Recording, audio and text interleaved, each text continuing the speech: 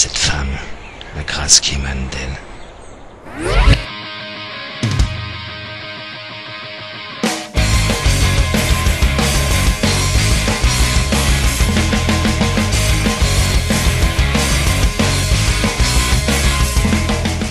Salut à tous mes chers camarades moviesiens et non moviesiens si vous nous regardez. Aujourd'hui c'est votre rendez-vous, devenu incontournable des critiques du mercredi.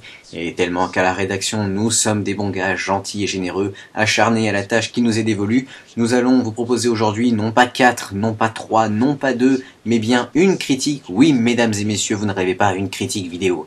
Et aujourd'hui nous allons parler de l'invention de Garel, c'est parti. Le 16 mai 1924. La nuit était bonne, la meilleure depuis mon arrivée sur l'île.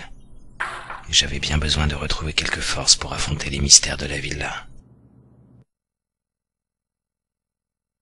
Oui, car en quittant ma chambre ce matin, j'ai vu deux hommes s'approcher dans le couloir. Ils étaient tous deux absorbés dans leur discussion. Je n'ai pas eu le temps d'élaborer le moindre discours expliquant ma présence ici. Ils sont passés devant moi sans même remarquer ma présence. Du moins est-ce l'impression qu'ils ont voulu me donner. Cela faisait bien longtemps que nous n'avions plus eu droit à un film de la part de Gilga, et même si le remake de son Timekeeper avait sans prévenir débarqué sur nos écrans en décembre 2009 et qu'il nous a ressorti ses classiques en début d'année avec sa série Vendeur de Bible, nous étions orphelins de ses productions, depuis le très remarqué We Are Legend Part 2 sorti en janvier 2008. C'est donc en novembre 2009 que les studios Gilga décident de changer la donne en annonçant le très attendu et mystérieux l'invention de Garel. C'est finalement le 21 janvier 2010 que sort le film, se situant dans la veine du fantastique. L'histoire, en partie inspirée du livre L'invention de Morel, écrit par un certain Adolfo Casares, relate la survie d'un jeune médecin français après son naufrage sur une île, à première vue déserte. Le film prendra donc le point de vue de ce personnage, duquel nous ne savons que peu de choses, et avancera grâce au carnet que ce dernier tenait à jour le long de son périple sur l'île. Le scénario est original, et même si l'idée principale n'est pas du réalisateur en personne, le film n'en demeure pas moins intéressant. Gilga nous laisse découvrir au fur et à mesure que la trame avance les étranges rouages, lieux et personnages aux vies programmés au millimètre près, et nous, spectateurs, cherchons les divers indices éparpillés tout au long du film afin d'élucider les mystères de la villa perdue. Une bien belle énigme pour notre pauvre naufragé. Je suis sorti dans le parc. La femme était là, à peu près au même moment que l'avant-veille, absorbée dans la même promenade, les mêmes contemplations. Cette fois-ci, je n'ai pas tenté de me cacher à sa vue. J'ai pu l'admirer autant que j'en avais envie. La délicatesse de ses gestes, la pureté de ses traits. Mais elle a fait comme les autres, comme si je n'étais pas là. Dès les premières minutes du film, le ton est donné, grâce à une mise en scène travaillée, quasi irréprochable tout au long du film et une narration menée avec brio par Gilga lui-même, bien connu de la communauté dans cet exercice. Le film, quant à lui, avance rapidement, ce qui est un bon point et ne perd en rien ce brin de poésie. Il gagne même en philosophie avec cette idée de filmer la vie, d'être en quelque sorte immortel. Précisons qu'il n'y a aucun dialogue, que de la narration, ce qui n'est pas pour nous déplaire. Le reste de la bande-son est relativement bon, rien d'extraordinaire mais suffisant pour retranscrire l'atmosphère à la fois exotique, joyeuse et mystérieuse du film. Au niveau des décors, nous constaterons que le réalisateur est une fois encore passé par là. Ils ont été travaillés mais rien de bluffant tout de même, malgré un intérieur de villa plutôt réussi. Gageant de signaler également la présence d'incrustations qui apportent une solide touche de cohérence et de profondeur pour l'environnement dans lequel évoluent les personnages, et sont également un solide atout en faveur de la mise en scène. Ce Garel, je suppose qu'il s'agit du maître des lieux absorbé dans ses lectures dans le salon, déclenchant à heure régulière le phonographe. Ce que j'ai pu lire de sa vie est des plus fascinants.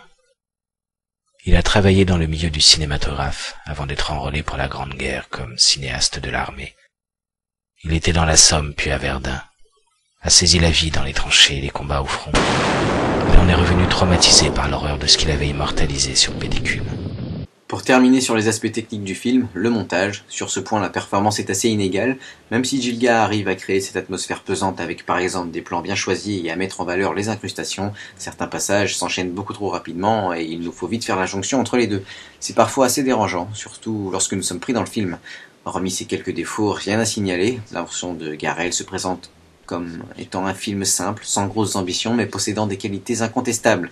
Enfin, n'oublions pas de préciser que le film a été récompensé par 4 médailles au festival de janvier-février 2010, à savoir meilleure mise en scène, meilleure bande sonore, meilleur rôle original, meilleur dialogue, qu'il a également été présenté au festival du film merveilleux de Paris et qu'il a reçu le prestigieux label The Movies FR.